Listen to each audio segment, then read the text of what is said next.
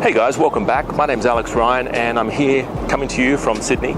And a question I get a lot is, I want to start an Amazon business, not too sure how to go about doing it, not too sure about what product to sell, not too sure about the strategies involved. How does this Amazon FBA thing work? Well, let me start by saying Amazon is growing.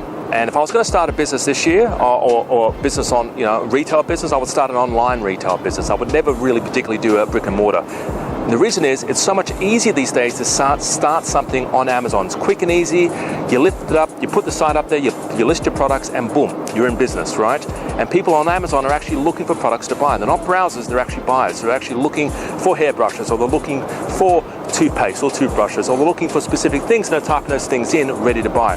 However, I think a lot of people get undone is they're not too sure of the product to sell. And let me just walk you through a couple of quick ways to choosing your products. First of all, the product or the niche you get into, it can't be too competitive. Now, if everyone's trying to sell, for example, earpods, those earpods that you stick on your ears and they're Bluetooth, right? If everyone was trying to sell those, and there's too much competition, then really what happens is I list my earpods up there for $50 and someone lists it for $45, and all of a sudden I'm like, well, I better list mine for $44, and then they go $43 and $42, and eventually we're losing money.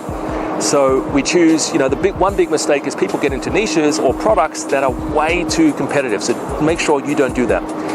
The next thing is the products I choose have such small margins. So for example, you wouldn't be selling toothbrushes, come on, right? You'd be selling other things that are profitable, that not too many people are jumping on, but you want to make it worth your while. And so the products that I choose really have a minimum profit of about $30, right? That's really what I'm looking for in products that I sell on Amazon.